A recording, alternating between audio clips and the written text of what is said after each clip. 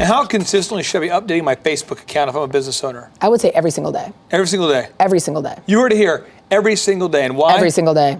Consistency. If you are not active on a platform, you will not make any, like, you're not gonna create a community there. They're not gonna know you're there. You need to be on all of the social channels. Now, as far as growing your brand with Instagram, Sure. kind of moving into Instagram here, how does this platform help businesses? Why is Instagram relevant? So, Susan Peterson from Freshly Picked, she was on the Shark Tank, and she literally started her business by knocking out windows with aluminum frames that, and she took the aluminum and earned $200 from the recycling center and used that to start her business. Right. And she sells little leather baby moccasins, and Instagram is her jam. Like for me, Instagram doesn't send me a ton of traffic back to my site. And so Facebook sends a lot of traffic back to my site. So I focus on platforms that send traffic back to my site. But Susan isn't interested in sending people back to her site. She's interested in really connecting with this consumer, and we do too, but like I feel like her whole, like where my whole thing, I put a lot of eggs in the Pinterest basket. She has nailed it, and I feel like she has not spent $1 in marketing, right. and just has used Instagram to build her. I think she's at 500K now a year, or maybe even $1 million this year. I don't know. Like I think it was 500K last year, and so she made $1 million this year. Now the thing about Instagram, and all through Instagram marketing. Now Instagram, Freshly Picked. and I know you own and you dominate Pinterest, but as far as Instagram on a high level, we know who owns Pinterest. Well, I mean, you're into it, though. I love Pinterest, though. So for the thrivers out there who maybe aren't as familiar with Instagram, what is Instagram from a high level? Like what is it? Why do people like that platform? I think it's like a visual conversation, and I think it's an insight into people's life and little snapshots, and it's quick and it's instant. I think that I guess Facebook bought Instagram. And I know that they're really, really doing a lot of cool new things coming up with Facebook on Instagram, on Instagram and Facebook. I know that firsthand from Facebook.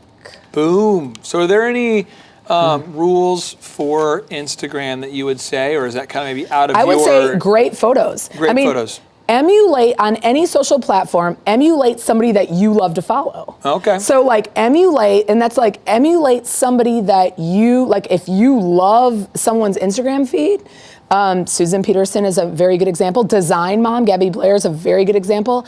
If you like somebody and they're in your vertical and they're connecting with their audience, follow them and copy them. It's working. If they're in your vertical, I want to make sure we repeat that, and you always bring that up. I love that. You're focusing always on your core audience. Right. So like if I sell motorcycle chains that are made in Italy, like I'm not going to follow somebody that makes pacifiers in, Birmingham, Alabama. Like they're not going to follow me. They're going to be like, why are you? They're going to be actually annoyed that you're even following them. Yeah, we're the pacifier people. Why would you follow us? No, you obviously know that they didn't even look you up. Like it was just like, we're just massively following. You almost kind of like, everybody's had that follow. You're like, why are you following me? Or I've had a lot of PR. I'm like, have you ever seen my brand? Like I would never write about this, or I would never, you could never advertise it. It's like so off topic. Well, let's talk about Google Plus now. Google Plus. Right, very relative. Now, how do people use Google Plus to grow their brand? There's so many social media platforms. How do we use Google Plus? So Google Plus, I mean, there's like a lot of, banter back and forth at Google Plus. We have found that we love Google Plus because it sends a lot of traffic back to us. So we definitely are engaged on it. Now, I'm not sure how many people are using Google Plus. I think they just know that they need to be on Google Plus. I don't see that's what I think a lot going. Too. And then there was this huge rumor a few months ago in this social media panel that I was on, the day before they had actually said that Google, they were closing. They were just shutting down Google Plus. So it's tough because it's like $1 billion company, Google is a verb now. I'm going to Google this, I'm going to Google Right, that. sure. And they're behind it, so it's almost like you don't want to not be there at all. Right. No, But- I think it definitely has, it sends traffic to us. And so I feel like we're definitely on it. We definitely promote all of our content on it and engage with it. But I'm not like, I know that we use it and I use it and I will, but Handmade Charlotte uses it. But as far as like people actually engaging on it with other, we're populating it with our content and creating content and amplifying it through Google+. But I'm not sure where it's going, and I don't think anybody does. Would you say Google Plus again was one of those platforms you should update all of these once a day?